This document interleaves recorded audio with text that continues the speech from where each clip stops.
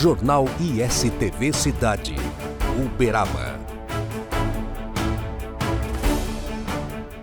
ISTV Cidade inicia mais uma edição, desta feita tratando de um assunto que é de primeiro mundo. Ao meu lado, professor Rodrigo Rosa, que é pesquisador da Universidade Federal do Triângulo Mineiro e traz um assunto biomateriais. Professor, muito obrigado primeiro por aceitar o nosso convite e conta para nós que pesquisa é essa de ponta, eu sei, que o senhor está desenvolvendo lá na universidade. Bem, Paulo, eu queria falar então, é o seguinte, as nossas pesquisas, elas têm sido feitas desde 2017, 2018, mediante uma parceria que a Universidade Federal do Triângulo Mineiro fez com a Universidade Federal de Alagoas, né?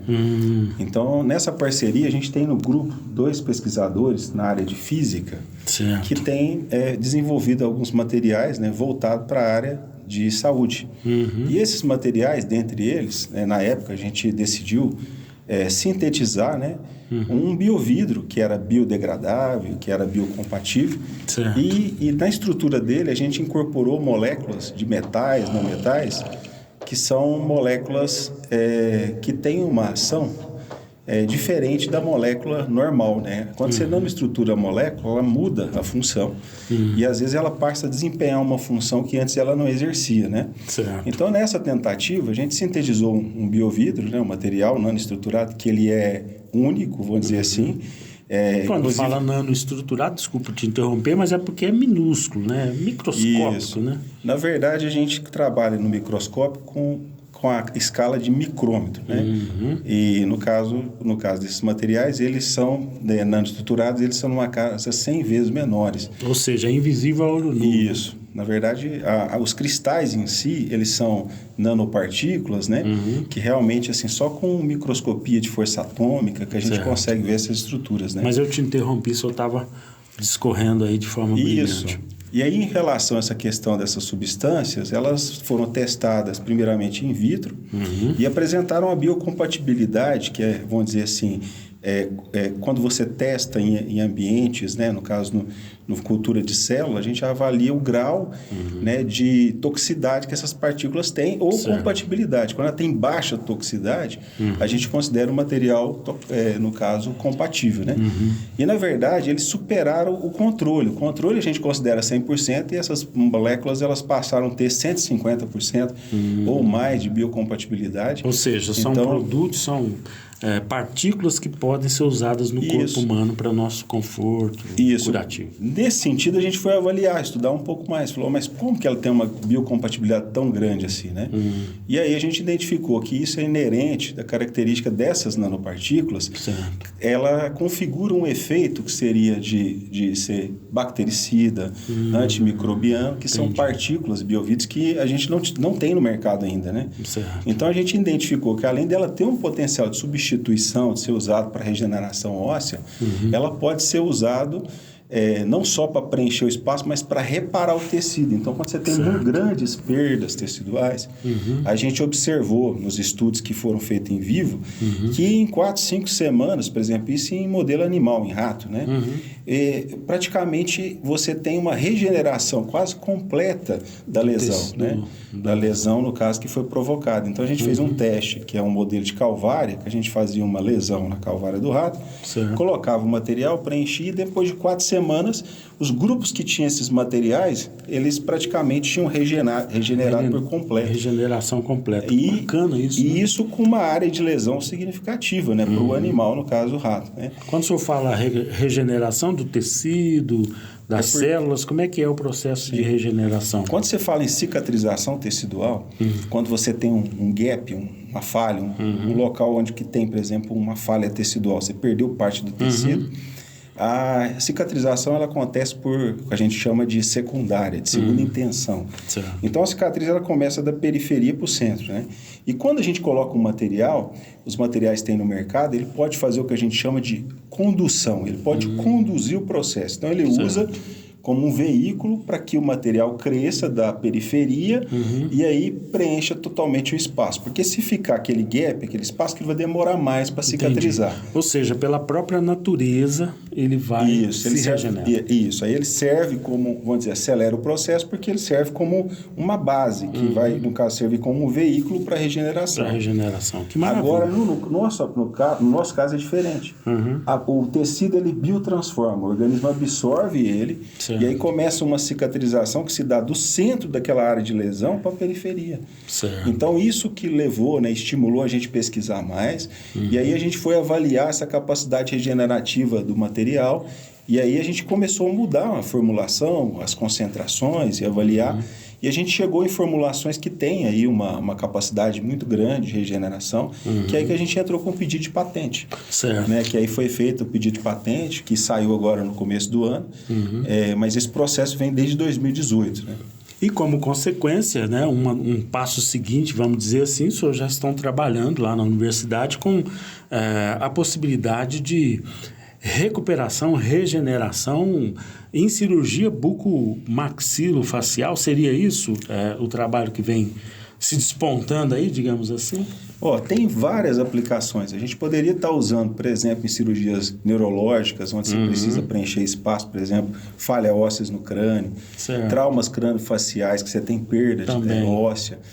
Porque, assim, o que a gente tem uma limitação de testar, por exemplo, em fraturas, por exemplo, de membros, por exemplo, principalmente membros inferiores, esse material, por enquanto, é que nós não temos uma homologação do produto na Anvisa para poder testar em humano. Então, a gente vai fazendo os testes em animais e testes que são relacionados, por exemplo, à região bucomaxilo, a parte de odontologia, é mais fácil da gente conseguir, né, autorizações para testar. Então, nós estamos hoje fazendo experimental simulações de procedimentos com o uso do produto para questão de endodontia, que é tratamento endodonte canal. A gente está fazendo em cirurgias craniofacial, reconstrução, por exemplo, em cirurgias plásticas.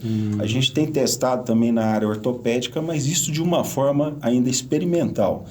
Porque, igual eu comentei do rigor científico, né, que eu tinha falado de manhã, né, na entrevista na rádio, nós temos que cumprir algumas etapas. Então, a gente já cumpriu a etapa que é in vitro, que é experimental, em cultura de célula, já cumprimos a etapa que é em modelo animal, e a gente precisa homologar o produto na Anvisa para conseguir autorização no Comitê de Ética, porque com autorização no Comitê de Ética eu posso fazer em humano. Aí vai avançando as fases né, dessa pesquisa. Olha, o professor Rodrigo Rosa esteve conosco no Bom Dia Cultura. Para quem não entendeu, né, o que ele disse é que a gente tem um programa de manhã, que é o Bom Dia Cultura, e ele participou conosco, dando assim um pontapé inicial nesse assunto. Por isso que eu o convidei para tratar desse tema aqui, que é uma novidade, é um assunto que nós raramente trazemos aqui no nosso ISTV, porque é uma pesquisa muito sofisticada. Agora, professor,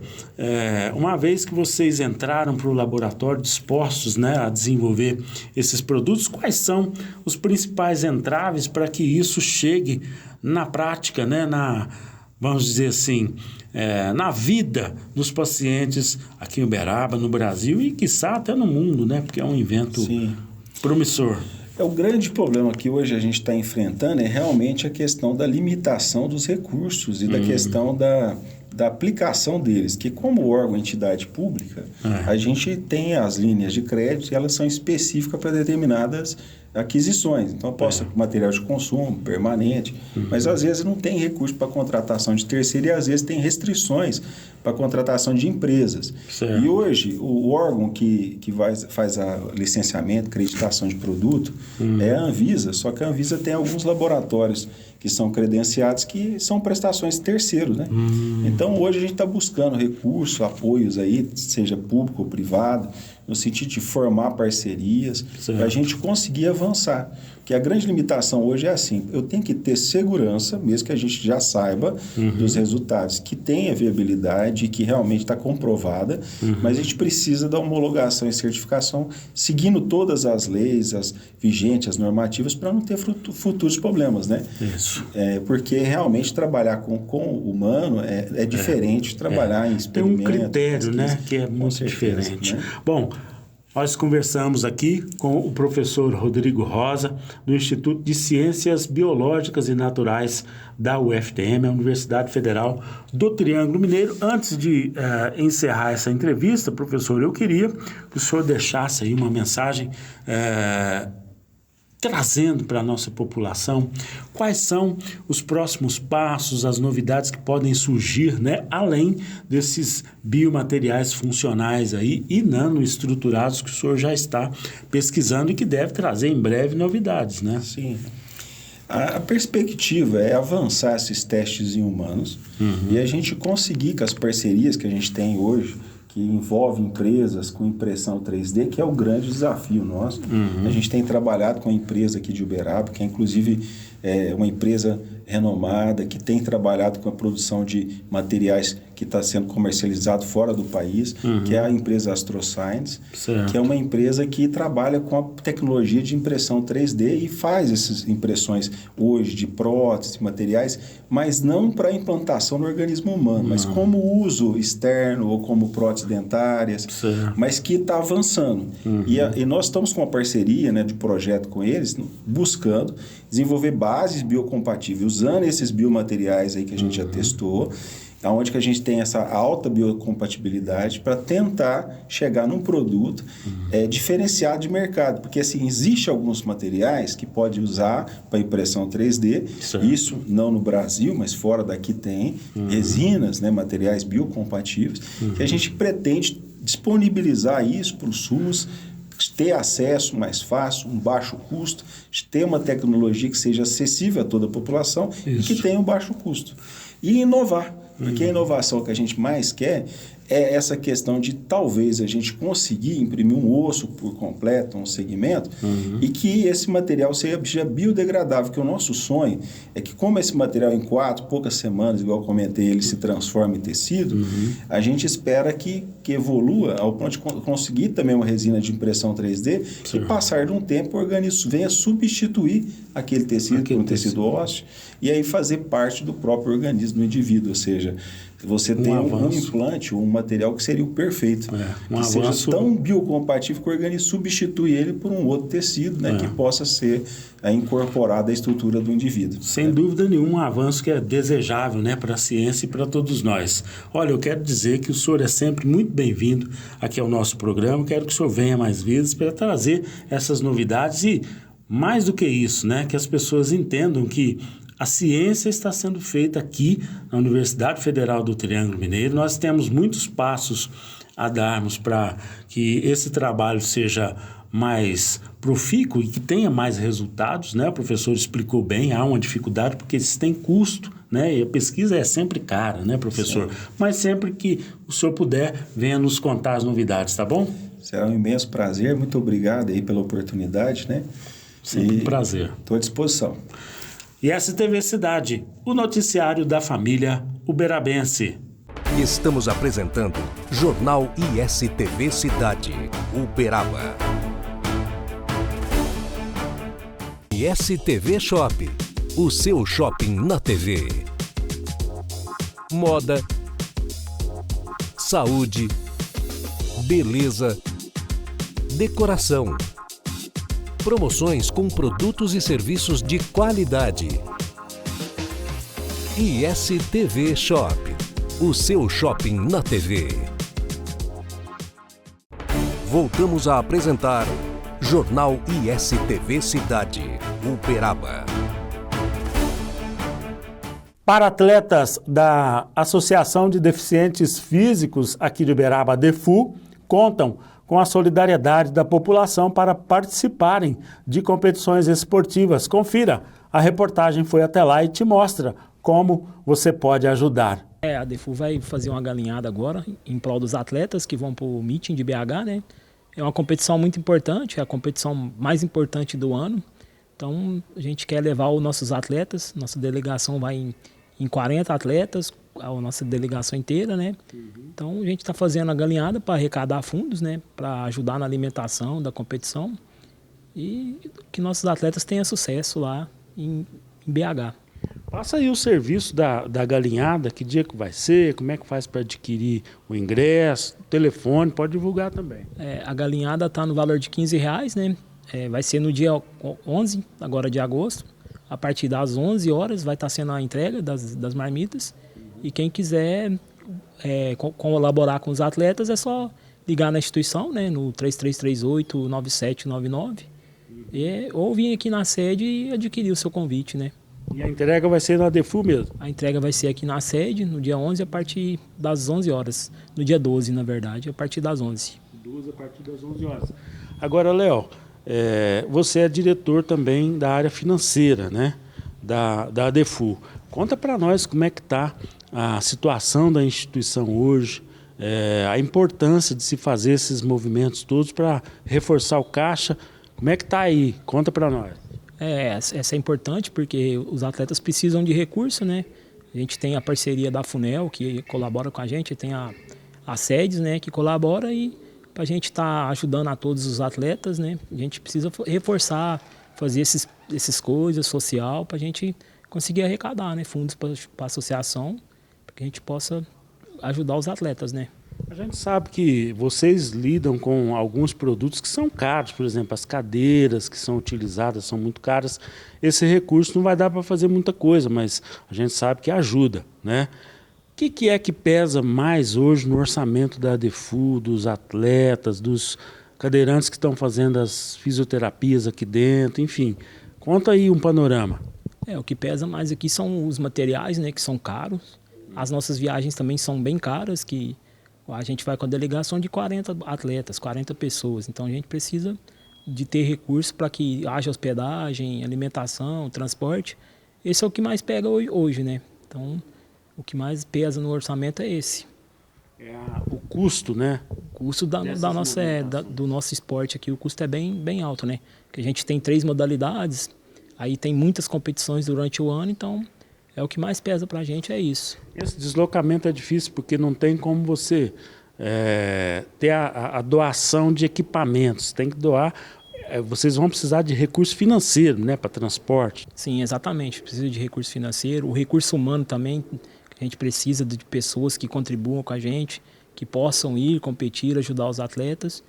E é isso.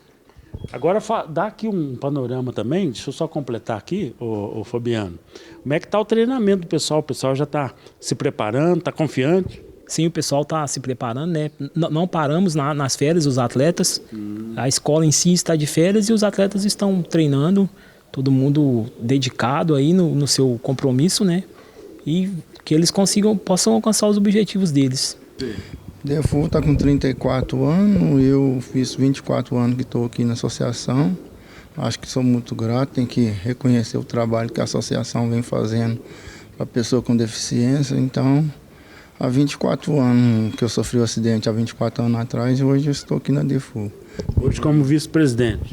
Eu virei vice-presidente, virei presidente, virei diretor, virei atleta de várias modalidades aqui na associação, basquete, atletismo, dança de cadeira de roda, natação aquática, e é isso. A gente vem fazendo o que pode aqui e tentando melhorar ainda mais para os nossos associados e os nossos atletas, e também trabalhar um pouco do lado social, né? Porque a gente não vive só de esporte também, tem que trabalhar o lado do esporte, do social, do lado da educação. Isso. Então é isso que a associação oferece para nós. E através disso tem 3 tipos de refeição hoje, é o almoço, o café da manhã e o lanche da tarde.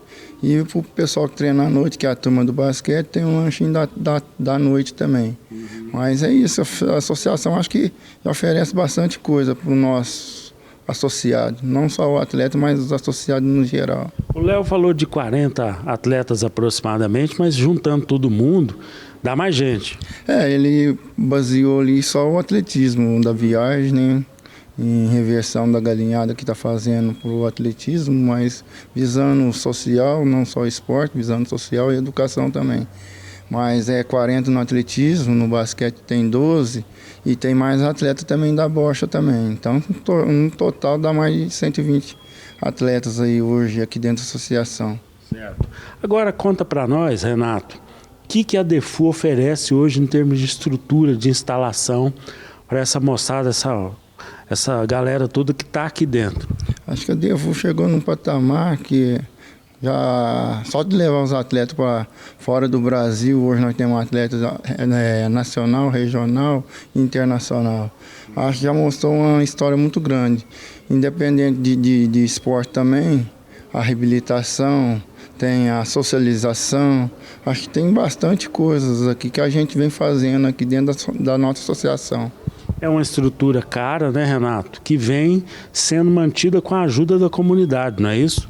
Hoje a gente tem que agradecer demais aí o poder público, agradecer a Unimed, agradecer os pessoal contribuinte, o pessoal do CODAL também. Então, os voluntários que vêm nos ajudar também, porque sem a parceria a gente não consegue fazer nada. É verdade. Ao longo do ano, além dessa galinhada, vocês promovem outros eventos também, né? Direto tem que estar fazendo evento para conseguir. Só o órgão público talvez não consegue ajudar. Então a gente não depende só do órgão público, a gente depende de outras instituições. Tem o pessoal lá a parceria do desenvolvimento social, tem o pessoal da FUNEL, a SETES, tem o pessoal da FUNEL também, está sempre nos apoiando, algumas vezes nas IARs também. Então a gente tem só que agradecer. E lembrando também, a associação acho que está em um nível, no patamar, 34 anos. E já levou diversos atletas para fora do país e tem muitos que já estão conhecendo diversas cidades no nosso Brasil. E, independente disso também, ela promove, tem um nome muito grande no lado social também.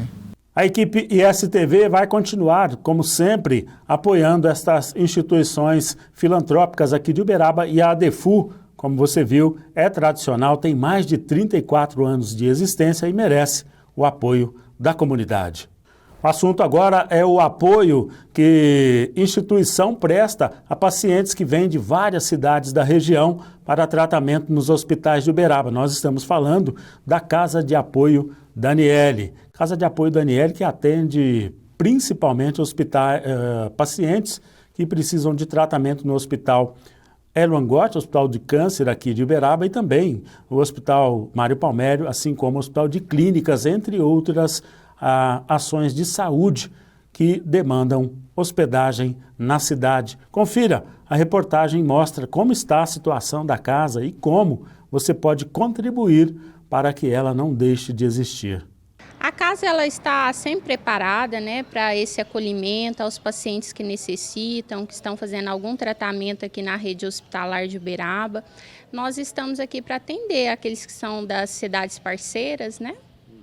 Quando você fala cidades parceiras, tem alguns municípios que ajudam. Como é que funciona esse relacionamento aí com os municípios que mandam pacientes para cá? Sim, as cidades que são parceiras, elas fazem repasse, né, para a casa, porém é uma ajuda, né? Ela não consegue suprir toda a necessidade que a casa tem. Então, diante disso, a gente precisa de muita ajuda da população, com doações de alimentos, com doação de produtos de higiene. Carne é uma necessidade também, porque aqui a gente faz as refeições, né, o almoço. Então, a gente necessita de verduras. A carne ela é muito importante para nós, que é algo mais caro, que é mais difícil da gente conseguir, né? Agora, você falou aí desse apoio, dessa ajuda. O que mais pesa, vamos dizer assim, né, no dia a dia da casa, manutenção? O que seria? Alimentação? São as roupas de cama, as instalações, energia? O que a casa mais tem necessidade de estar recorrendo à comunidade para poder se manter? A gente sempre conta com a ajuda da população, com doações de alimentos, com produtos de higiene. Aqui a gente tem um gasto muito grande com papel higiênico, com sabão em pó, amaciante. Então, esses produtos, lixo, saco de lixo também para a gente é muito importante. Então, sempre quando vem essas doações, faz uma diferença muito significativa para nós. Agora vem a parte boa, né? A casa tem instalações para acolher quantas pessoas hoje? Nós estamos acolhendo 79 pessoas. E desse número, são pessoas que vêm e ficam muitos dias. Como é que é a média de permanência aqui dentro da casa? O nosso público maior são os pacientes oncológicos, né? Então, eles passam aqui a semana conosco, né? São pacientes que vêm para fazer rádio ou quimioterapia. Então, eles chegam na segunda e vão embora na sexta-feira. Vamos ficar, então, a semana toda. E aí, vocês acolhem acompanhantes também, é só o paciente, se a pessoa precisar, como é que funciona? Sim, o paciente, para ele permanecer acolhido aqui na casa, né, pernoitar, ele precisa estar acompanhado. Então, a gente acolhe não só o paciente, como também o seu acompanhante. Certo.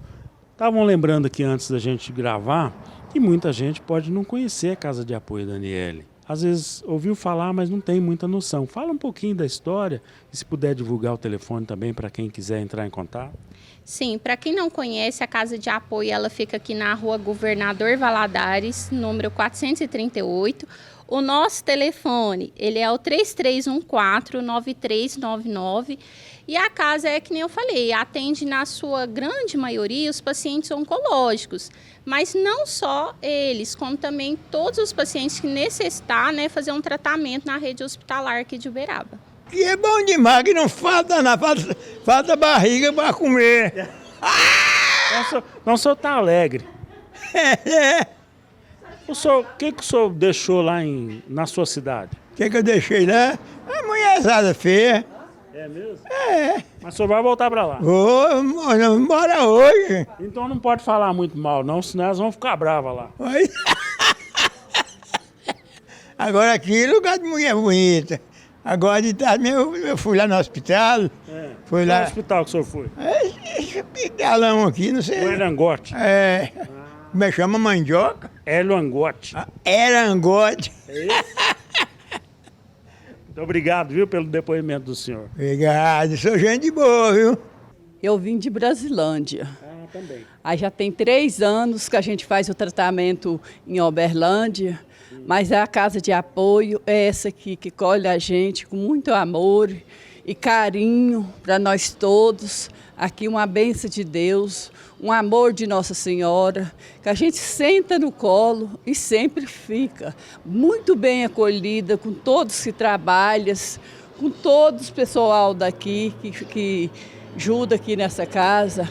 Então, eu estou muito agradecida, que eu fui sempre, todas vindas minhas aqui, fui muito bem acolhida, muito bem recebida. Aqui uma bênção de Deus e Nossa Senhora, que Deus abençoe cada vez mais e mais vocês aqui, cada um de nós que precisamos, tá bom? Maria das Dores de Menezes Nascimento. A senhora vem de que cidade? Brasilândia. Também.